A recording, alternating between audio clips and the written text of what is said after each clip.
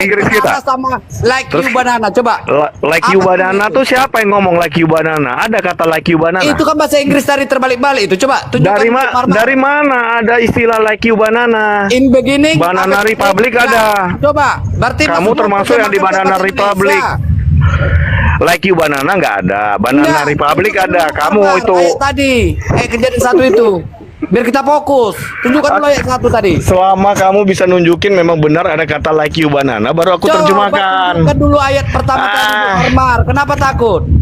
In the beginning, coba kamu baca itu. Coba. In the beginning. Coba tunjukkan dulu ayat. Tapi ditulis oleh manusia dan tidak bisa menjadi patokan hitam putih kayak kunci surga itu bukan di dalam buku yang namanya Alkitab. Dan inilah saya katakan bahwa pendeta ini sesat. Oke, hari ini saya akan bahas soal pendeta jadi-jadian yang mana dia tiba-tiba jadi pendeta ngajarin yang sesat-sesat cuy. Nah, kira-kira statementnya seperti ini. Kristenan progresif mengerti dan melihat bahwa Alkitab pun sering bertabrakan. Bahwa tidak semuanya itu menjadi satu patokan yang selalu dipakai Tuhan di setiap waktu. Dan artinya semua itu kita harus melihat buku itu sebagai buku yang mungkin diinspirasi oleh Tuhan, tapi ditulis oleh manusia dan tidak bisa menjadi patokan hitam putih kayak kunci surga itu bukan di dalam buku yang namanya Alkitab. Tapi semuanya bisa ditafsirkan secara progresif. Progresif artinya selalu diperbaharui. Jadi hari ini pun kita bisa mempertanyakan berlaku atau enggak, beneran seperti itu atau enggak. Kalau kita lihat followersnya lumayan banyak banget. Dan kalau ajarannya sampai melenceng, ini pengaruhnya besar banget pada pengikutnya. Assalamualaikum warahmatullahi wabarakatuh. Berjumpa lagi dengan Dokter Debat ya. Ini channel ya sebenarnya kemarin kita siapkan untuk cadangan. Tetapi kita tahu saya nggak punya waktu untuk konten, saya nggak punya waktu untuk buat video khusus untuk channel ini. Tetapi di kesempatan kali ini, karena saya mulai sudah ada waktu kembali, maka saya akan aktif kembali untuk menghadirkan konten-konten di channel ini. Ya nggak apa-apa lah, kita buat untuk backup, dan kita akan buat konten yang berbeda dengan yang ada di channel-channel yang lain. Untuk itu, mohon dukungannya dengan cara subscribe, aktifkan lonceng, supaya Anda tidak ketinggalan info-info terbaru seputar dunia diskusi lintas iman. Oke, di kesempatan kali ini, kita akan membahas ya, Brian Syawarta, seorang pendeta muda yang memang sedang naik daun, dan sedang menjadi perdebatan, sedang menjadi buah bibir dari para pendeta-pendeta. Kok pendeta gitu? Polycartus bang? Pasti teman-teman ada yang nanya, bagaimana dengan Polycartus? Yes, Polycartus juga mereaksi. Tetapi lebih banyak pendeta yang mereaksi pendeta Brian Syawarta. Kenapa seperti itu? Karena yang diganggu, yang diobok-obok, yang dikacaukan adalah lapaknya pendeta. Mata pencariannya pendeta. Yaitu apa? Perpuluhan. Titik berat dari pengajaran pendeta Brian Syawarta seputar ya, Kristen progresif adalah tidak perlu lagi membayar perpuluhan, karena perpuluhan bukan ajaran Yesus. Tentu saja yang kena imbasnya adalah pendeta, full-timer gereja. Sedangkan Polycartus itu kebanyakan, mayoritas itu hanyalah orang yang KTP-nya Kristen, tidak sekolah teologi, tidak ada peran, tidak ada posisi di gereja, tetapi cuma modal bacot di media sosial. Contoh Wak Donat. Dia di gerejanya cuma jaga parkir. Pak Bom-Bom, jemaat biasa. Siapa lagi? Hampir semua Polycartus itu jemaat biasa. Hanya segelintir yang pendeta ataupun full-timer. Sehingga mereka merasa ngapain gitu. Belum menyinggung Polycartus. Polycartus hidup dari donasi Islamophobia. Apa yang dilakukan Brian belum berpengaruh kepada mereka. Karena yang disukai oleh donatur Islamophobia adalah bagaimana kamu membuat marah umat muslim. Kamu menghujat agama Islam. Jadi nggak ada hubungan. Brian tidak mencegah kamu untuk menghujat Islam. Nggak ada. Kecuali Brian bilang, jangan ikuti Polycartus ini, Polycartus itu. Kerjaan mereka hanya memecah belah bangsa. Ya, mereka hanya membuat keonaran. Nah, itu mungkin. Itu mungkin baru Polycartus akan tersinggung. Kalau ini enggak. Yang kena imbas pendeta. Mau Brian ngomong bahwa Bible itu tidak menjamin kebenaran. bukan firman Tuhan, nggak ada masalah. Polikarpus nggak peduli. Mau Bible punya ayat diubah, mau LAI ubah jumlah kalimat yang ada di Bible, mereka nggak peduli. Bagi para Polikarpus, yang mereka peduli berapa donasi yang masuk, bagaimana kita membuat hujatan, bagaimana kita membuat marah umat muslim. Mau Kristen jemaatnya hilang semua, gerejanya kosong, mampus itu sama mereka. Nggak ada yang mereka pedulikan, teman-teman. Jadi memang bedanya di situ. Biar teman-teman tahu dulu. Bedanya antara Polikarpus yang memang mendapatkan uang dari hasil menghujat, sama Polikarpus yang memang pendapatan utamanya itu karena dia pelayanan di gereja. Dan salah satu yang tentu saja kena imbasnya, Tante Louis. Ini salah satu Polikarpus juga, tetapi di satu sisi, dia adalah full-timer gereja. Louis Prasetyo pelayanan di gereja, dan sedang progres untuk menjadi pendeta. Dia sudah tamat sekolah STT, tapi belum ditasbihkan saja. Tinggal tunggu waktu. Tapi dia sudah pelayanan, sudah khotbah di gereja. Dan tentu saja Tante Louis itu kena imbasnya, dan dia begitu marah dan mengatakan bahwa Pendeta Brian adalah pendeta sesat. Ini pendeta sesat, disesat-sesati. Bagaimana? Louis Prasetyo menyesatkan Pendeta Brian. Apakah benar Pendeta Brian sesat? Mari kita dengarkan penjelasan dari Louis ya. Nanti kita akan counter dan meluruskan. Tapi ditulis oleh manusia dan tidak bisa menjadi patokan hitam putih kayak kunci surga itu bukan di dalam buku yang namanya Alkitab. Dan inilah saya katakan bahwa pendeta ini sesat. Oke, hari ini saya akan bahas soal pendeta jadi-jadian yang mana dia tiba-tiba jadi pendeta ngajarin yang sesat-sesat, cuy. Nah, kira-kira statementnya seperti ini. Kristenan progresif mengerti dan melihat bahwa Alkitab pun sering bertabrakan. Bahwa tidak semuanya itu menjadi satu patokan yang selalu dipakai Tuhan di setiap waktu. Dan artinya semua itu kita harus melihat buku itu sebagai buku yang mungkin diinspirasi oleh Tuhan. Tapi ditulis oleh manusia dan tidak bisa menjadi patokan hitam putih kayak kunci surga itu bukan di dalam buku yang namanya Alkitab. Tapi semuanya bisa ditafsirkan secara progresif. Progresif artinya selalu diperbaharui. Jadi hari ini pun kita bisa mempertanyakan berlaku atau enggak, beneran seperti itu atau enggak. Kalau kita lihat followersnya lumayan banyak banget, dan kalau ajarannya sampai melenceng, ini pengaruhnya besar banget pada pengikutnya dan bahkan bisa menyesatkan orang. Tuhan Yesus pernah mengatakan, memang penyesatan itu akan ada, tapi celakalah mereka yang mengadakannya. Bahkan Tuhan Yesus mengatakan, barang siapa menyesatkan anak kecil ini, lebih baik dia ditenggelamkan di laut dengan batu kilangan dikalungkan di lehernya.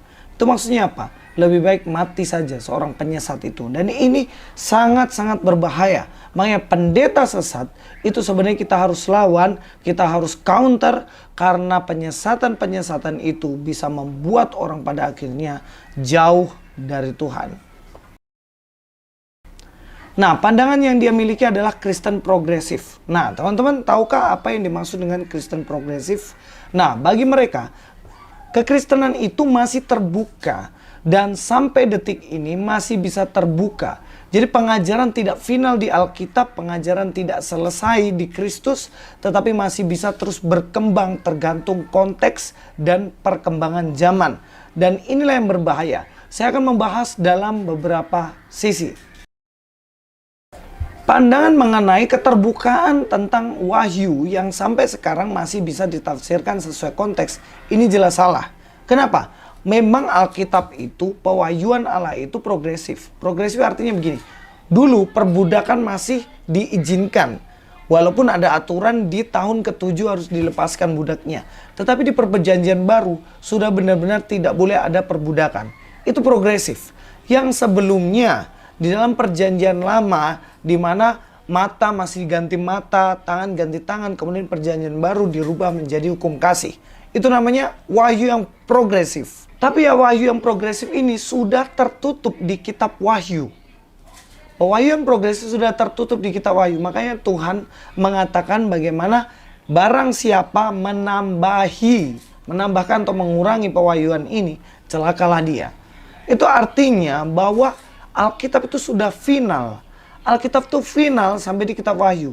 Allah yang sebelumnya berbicara pada manusia tercatat dalam Alkitab dan berhenti di Alkitab. Sehingga sampai sekarang tidak bisa kita buka lagi tuh Alkitab dan kemudian kita rubah-rubah dan tidak final. Inilah yang tidak dimiliki oleh Kristen progresif. Mereka menganggap bahwa Alkitab itu masih bisa diobok-obok dan masih bisa ditambah-tambahi tergantung konteks dan zamannya. Inilah kesesatan yang pertama.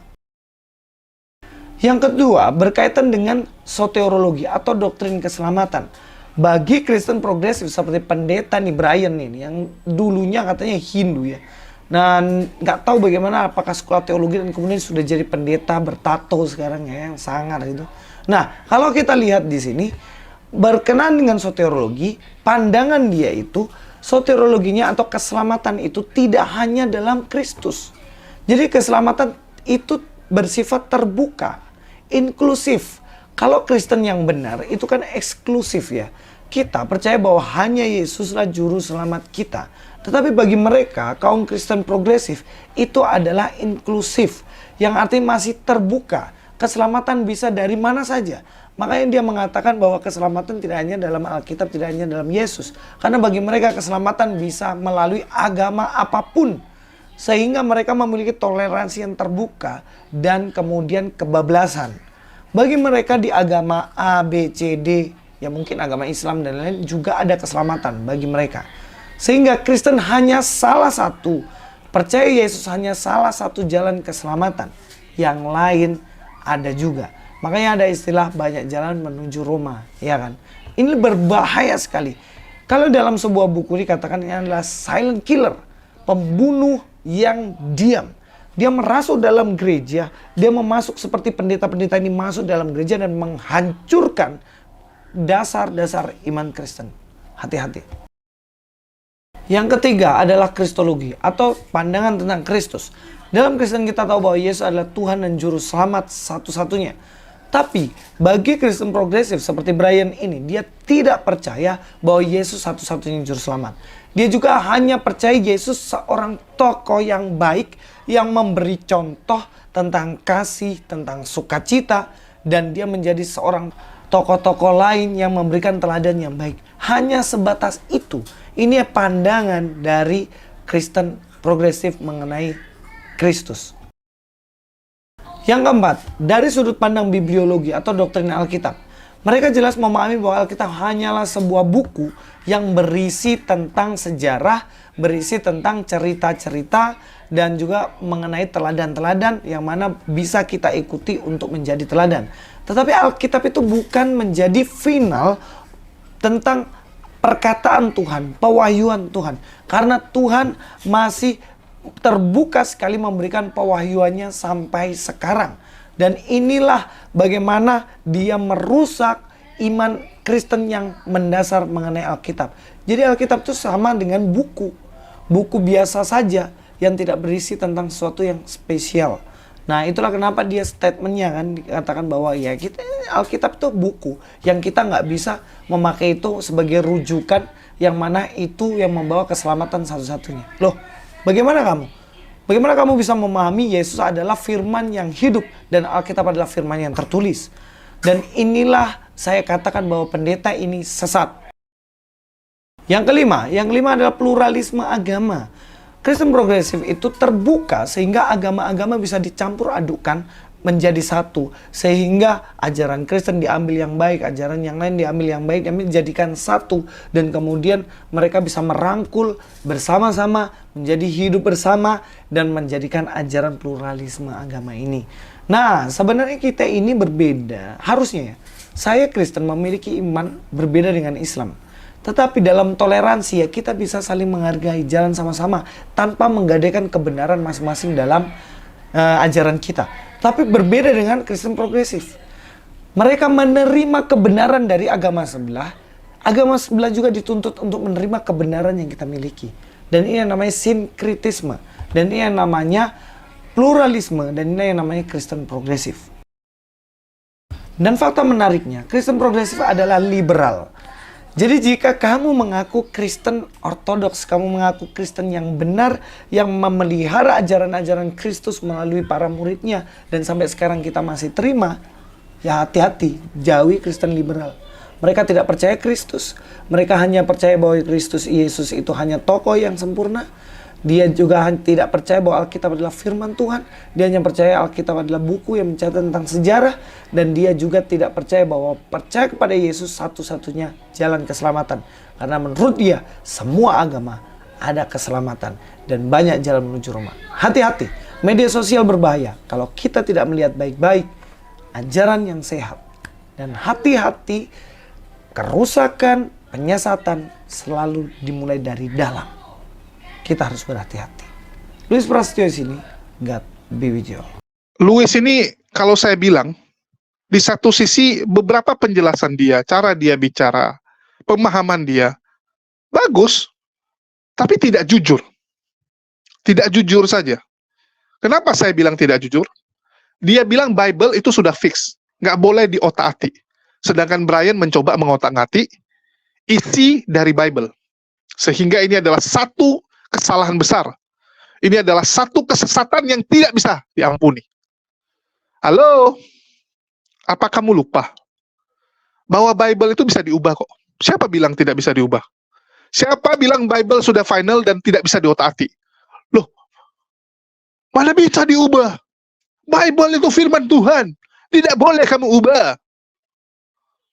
Laskar Polikardus pasti akan komen seperti itu. Siapa kamu berani mengubah Bible?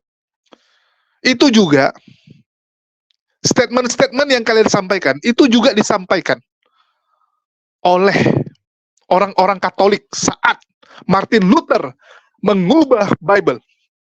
Martin Luther mengurangi ayat-ayat yang ada di Alkitab. Umat Katolik, pastor, uskup, semua bilang gila. Kurang hajar Martin Luther. Berani mengurang-urangi isi firman Tuhan. Terbukti kan? Boleh. Martin Luther pengikutnya tambah banyak. Dan sekarang Martin Luther punya pengikut memanen, menerima hasil dari apa yang dilakukan Martin Luther. Yaitu apa? Mereka kena hal yang sama. Martin Luther melakukan reformasi gereja. Begitu juga dengan Kristen progresif. Yang mereka lakukan adalah mereformasi gereja, mereformasi kekristenan, supaya kekristenan mengikuti lagi perkembangan zaman. Karena reform itu sudah tidak sanggup. Kristen Protestan sudah tidak sanggup mengikuti perkembangan zaman. Sudah ketinggalan. Zaman dulu namanya reformasi. Zaman dulu. Sama kayak Orde Baru. Zaman dulu namanya Orde Baru. Kalau sekarang ya nggak baru gitu kan. Karena dia memperbarui Orde Lama. Dia baru. Kalau zaman sekarang udah ketinggalan. Begitu juga dengan Kristen Reform. Sudah tidak diikuti. Nggak percaya? Dengarkan Bapak Gereja Reform Indonesia yang ngomong. Jangan saya. Kalau saya ngomong mungkin kalian nggak percaya. Wah ini musuh kita, musuh Kristen. Nggak bisa dipercaya omongannya. Ya udah kita tanya. Kita tanya kepada Pendeta Stephen Tong. Bagaimana kekristenan saat ini? Bagaimana gereja reform saat ini? Saya sangat sedih. Tempat Wittenberg, di mana Martin Luther mengadakan reformasi, sekarang kebaktiannya kosong. Saya sangat sedih. Tempat di mana Calvin khotbah siang malam, seluruh kitab suci, kecuali Wahyu, sekarang hampir sedikit orang yang ikut kebaktian. Karena apa? Reformasi dianggap itu peristiwa 500 tahun yang lalu. Tidak ada hubungan dengan sekarang. Kalau statement Pendeta Stephen Tong pun kalian tidak bisa percaya, saya angkat tangan. Ini Bapak Reform Indonesia. Pengetahuannya jangan dilawan. Dia sudah lihat langsung. Kekristenan itu sudah ditinggalkan karena memang nggak bisa ikut zaman. Itulah butuh reformasi sekali lagi. Butuh reformasi lagi. Itulah dibilang, jangan dulu ubah-ubah. Kalian dulu sudah mengubah, sehingga akan ada yang kedua, ketiga, keempat, kelima.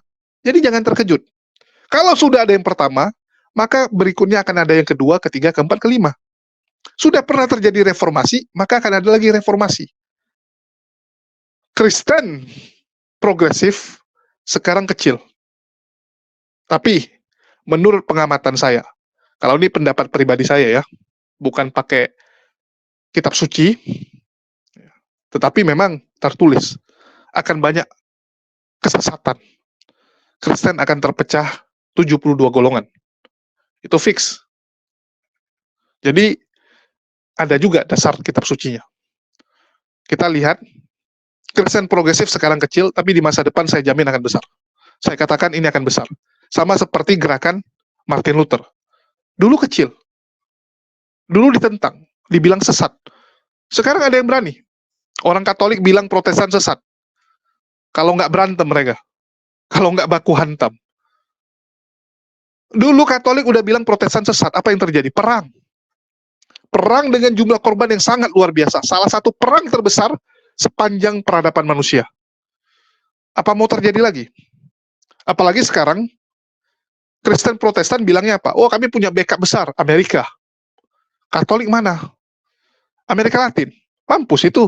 Italia. Italia aja, ya kita tahulah negaranya gimana sekarang. Karismatik. Lebih besar lagi sekarang. Dan akan terus terjadi perubahan reformasi-reformasi kekristenan. Jadi inilah hasil tuaian kalian, teman-teman. Hasil tuaian kalian kalau membuat-buat sendiri ajaran. Beda dengan Islam. Tidak boleh. Dari zaman dulu sampai kiamat, fix sama. Kalau ada yang berani mengubah, sikat. Bukan kejam, tapi tegas. Tidak boleh firman Tuhan kita otak-atik, kita permainkan. Islam sangat clear untuk hal ini. Bagaimana dengan teman-teman di sebelah? Kalian bisa lihat, sampai detik ini masih terjadi perdebatan. Masih bingung. Masih bingung Tuhannya siapa. Bahkan ada yang menyamakan dengan pisang. Saya sampai ketawa, Tuhan disamakan dengan pisang. Ajaran apa ini, teman-teman? Ajaran apa? Nanti kita akan putarkan di akhir video. Kalian lihat sendiri. Di internal mereka, mereka masih bingung. Mereka masih bingung. Sehingga kalau muncul Kristen progresif untuk menyatukan semua kebingungan ini, alangkah baiknya. Daripada setiap hari baku hantam, bingung sana, bingung sini. Karena mereka nggak menemukan jawaban. Karena mereka punya akal, itu berbenturan dengan iman mereka. Kan selama ini seperti itu. Bagaimana mungkin? Tuhan itu adalah Yesus sendiri. Bagaimana mungkin Yesus adalah Bapa? Kalau gitu surga kosong. Itu pertanyaan Trinitas kepada Ones. Karena orang Ones mengimani Yesus Bapa. Yesus itu semua. Begitu juga nanti sebaliknya. Ones bilang, bagaimana mungkin Tuhan kita tiga? Berantem siapa yang menang? Bukankah Yesus itu tidak bisa lakukan apapun tanpa Bapa? Tuhan kalian tiga atau satu?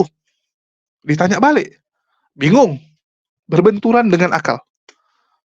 Kristen progresif datang untuk bisa menjawab itu semua. Walaupun ya akal-akalan. Namanya juga pakai akal, sehingga ada akal-akalannya. Jadi, sekali lagi ya, ini yang membedakan dengan Islam. Kalau Islam, wajib menggunakan akal, tapi tidak boleh akal-akalan. Tidak boleh. Akal Anda dipakai hanya untuk apa? Melihat bahwa ini memang firman Tuhan. Sesuai nggak? Apa yang Tuhan sampaikan, apa yang Allah sampaikan kepada manusia, masuk nggak di akal Anda?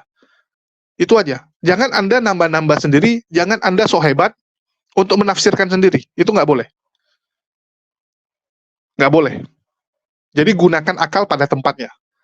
Kalau Kristen progresif, ini mereka mencari sendiri. Mereka membuat jawaban sendiri dengan akal mereka. Ini yang gawat. Jadi jawabannya dipakai dari hasil akal. Kalau kita nggak, akal kita yang dipakai. Akal kita yang dipakai untuk melihat firman dari Tuhan. Jadi bedanya di situ. Teman-teman dapat ya. Oke, mungkin itu aja. Saya rasa teman-teman sudah tidak sabar melihat bagaimana baku hantam di pihak sebelah. Yang sampai detik ini masih bingung Tuhannya, dan memang butuh satu denom baru yang bisa menyatukan mereka. Sekian dari saya. Jangan lupa dukungannya. Makasih buat semuanya. Di akhir kata saya ucapkan, Wassalamualaikum warahmatullahi wabarakatuh. Sampai jumpa di konten-konten kita berikutnya. Ahere Elohim, ini menggunakan Elohim juga.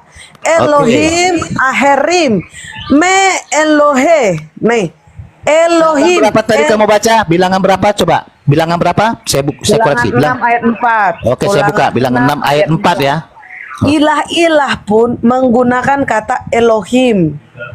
Ilah-ilah. Ilah-ilah. Makanya saya baca lo telekun akhir Elohim aharem me Elohi. Bisa kau bantah itu? Ilah-ilah pun Ya, dipanggil. boleh saya ngomong? Tunggu. Boleh. Tunggu.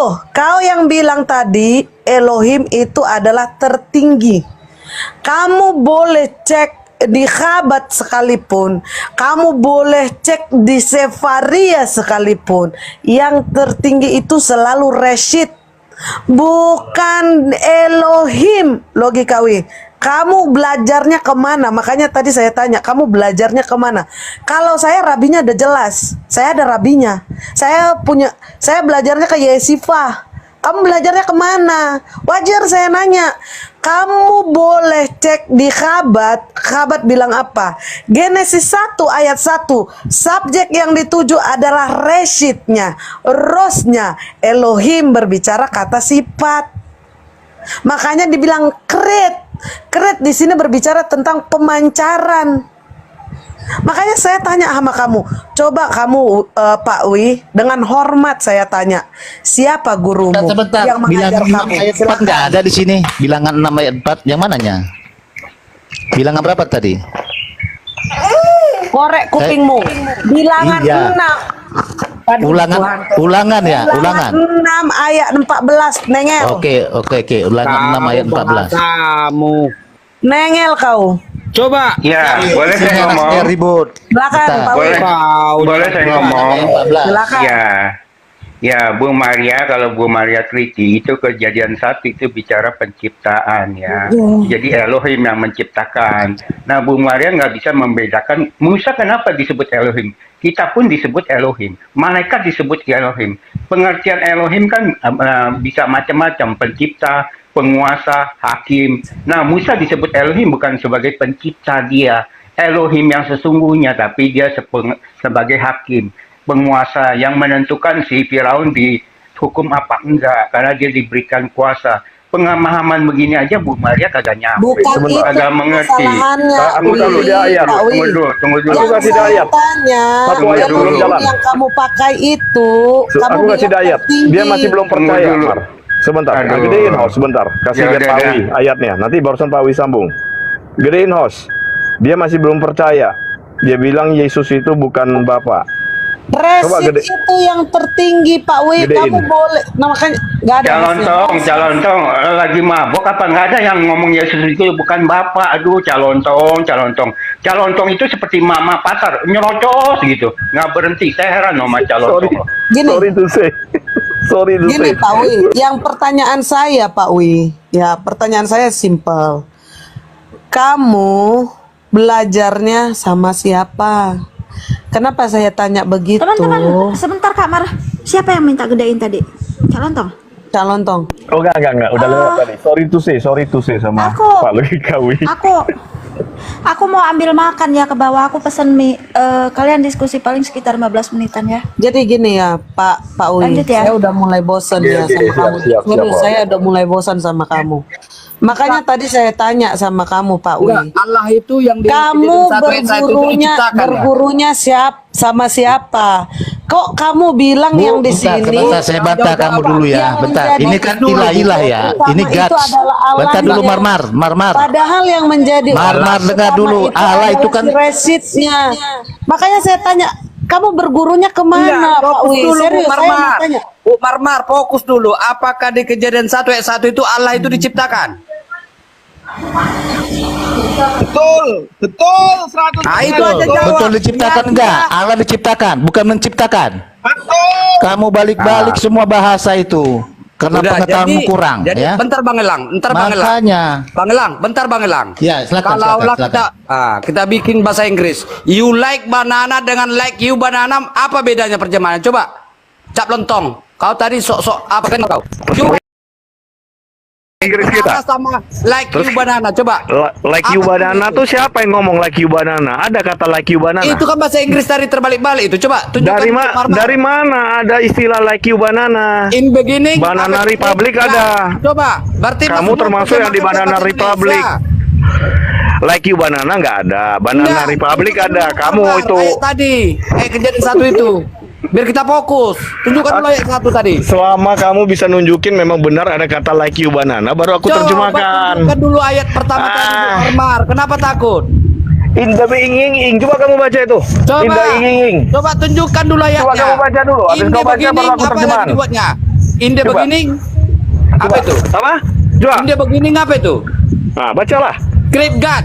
Jadi maksudmu Apa great God? pada Great apa? mulanya Allah, Great apa? pada mulanya ciptaan Allah gitu.